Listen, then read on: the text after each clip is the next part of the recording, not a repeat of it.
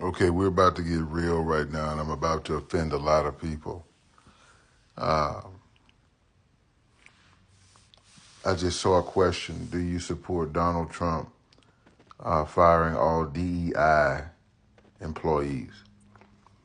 Actually, I support firing all DEI employees, all DEI executives, all DEI people within organizations because DEI never worked in the first place.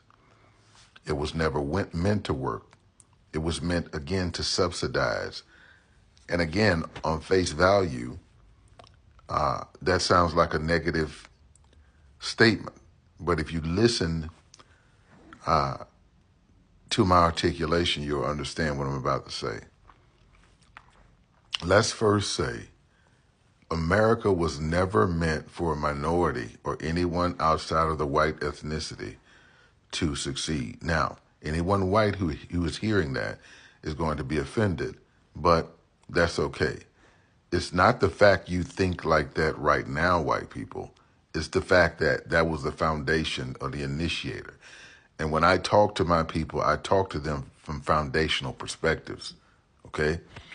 That being said, and again, the fact or the caveat or the form that DEI has to exist is an example in 2024 that we were not meant to succeed. Okay? That being said, it wasn't a success tool.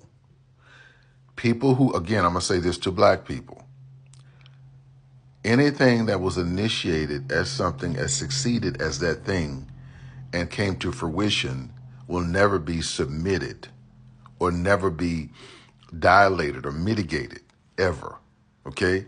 So anything that is meant to or given to you is meant only to subsidize you. Okay? No matter how sophisticated these minority people talk and these DEI people talk, it's all bullshit. It's one guy getting a job, making a lot of money, and everybody else scrapping. You can go to any organization and look, you're talking to a guy who was at one point a part of a group that was the largest minority construction management group in Houston. Okay? In Houston. I'm going to say that again, Hallmark, right? I was 49% owner. What do you mean by that? Okay, I can show you documents. I was 49% owner of the work. I wasn't 49% owner of the company. I didn't want to be. The guy that owned the company was absolutely ridiculous, but he couldn't get any work, right? That's why his company eventually failed. Now, after I left, that being said and been cleared up, here's the thing about it. Every group that you go to, I don't care if it's NAMAC, I don't care what group it is, there's only one or two guys getting work out of that group. And those are the guys that eventually be the president and CEO of those groups. Okay? And the only reason they're giving work is to shut up. Okay, it's not that they're better than you, smarter than you, blah, blah. Their stature, and not only that, not their financial stature or their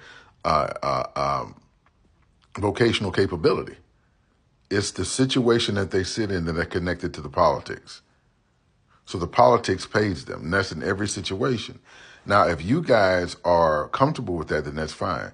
But let me say this. You have to realize the type of guy Donald Trump is. Everything he does is intimidation or try to intimidate. He's not intimidating at all. Because Donald Trump has failed more than anybody. But it's the stupidity of people who are dumb who continue to hold him up, which is what Deutsche Bank and all these other people saw. It's the same thing we do with rappers. Rappers are dumb as fuck. Most rappers, put it like this, 5% of rappers are intelligent. All the rest of them are dumb as fuck. But if you allow a monkey to exist in an intellectual environment for a certain period of time and you continue to feed him and make him successful, he's going to learn something. He's going to learn something just being in the game. So that being said, and leave that as information, due diligence that I'm giving for free. The only way black people will succeed is to go to war. And I don't even mean physical war. I mean financial war. Take your money from white people, period. Take your money from any community or culture initially that isn't black. And And here's the thing about it. If you're a regular person working at McDonald's, working at whatever, making $40,000, $50,000 a year, this is how you take your money. Find you 4 or 5 friends that do the same thing you do. All y'all working at McDonald's, 4 or 5 friends. All y'all working at, young people can do this. And say, look, John just graduated from engineering school. Really? Okay, yeah, he's been working at this company called blah, blah, engineering for 5 years. Well, why don't we take our money and invest in John? Now, y'all think that's stupid, but here's what happened. The Jewish people did the same thing, and obviously the Jewish people had an affront. They pretended like they were God-chosen people. So even dumbass rednecks invested in them, okay? And they still in their mind believe the same thing. But here's what happens is a bunch of lower level people within your culture invest for you, and then they allow themselves to become wealthy. So if this guy builds a successful engineering company, then the people at McDonald's, what? They become okay. The people at Walmart become okay. So instead of hating on your homeboy who had the, you can call it the initiative or even the comprehension or even the intellectual capacity to go to college, you didn't. So what? And even the people that are listening to me who went to college to get engineering degrees and got homeboys that just working at Burger King, McDonald's, whatever, or working a regular job at a warehouse, or got a good job at a refinery. Get together. Stop trying to outdo each other. Don't nobody care because you got a new truck. Anybody with good credit can get a new truck. You got to pay for that truck for the next 10 years. And you're going to pretend like you got money because you're going to trade that in, you're going to get another truck. You're still upside down. Okay?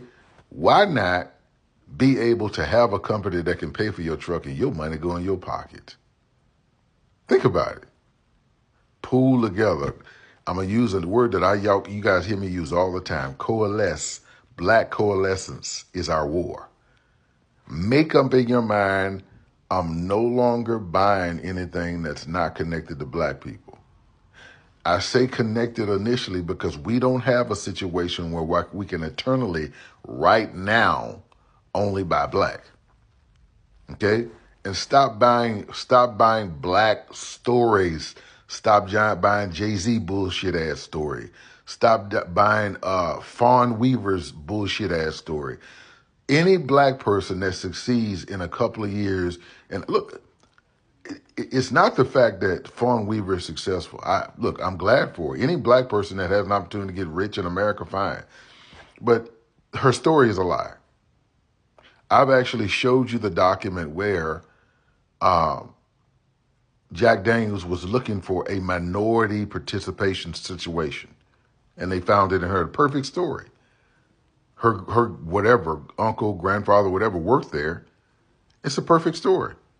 Oh, they stole her. Look how we've given back. Look how we've done that. Yeah, but at the same time, your market value has gone up and you've reached another demographic called black. Okay? It's not, this happens all the time. And there's always these black gurus. Oh, I went to Harvard and look what I did, blah, blah. You were successful because you went to Harvard. Now, why you went to Harvard, how you got to Harvard is irrelevant. You're in Harvard now. You're part, and that those other groups see you as an opportunity to be involved in the minority community, make that kind of money. So you can't fall for that either. One of my mentees said this about me. He said, Mr. Reed, do you know why people trust you so much? Because you tell them the truth. And they understand the truth you tell them. You break down what's going on in corporate America and globally in a simple perspective. And I guess that's my calling. Okay? So in any event, I look forward to doing many deals with my people. I'm always looking for deals, but you have to understand, you have to reach a level of comprehension and a level of status where I respect your deal before you bring me a deal. Them DMs y'all sending me, man, look. But we are going to do the REIT. We're going to do that. And we're going to do a bunch of them all over the country and then all over the world. Watch.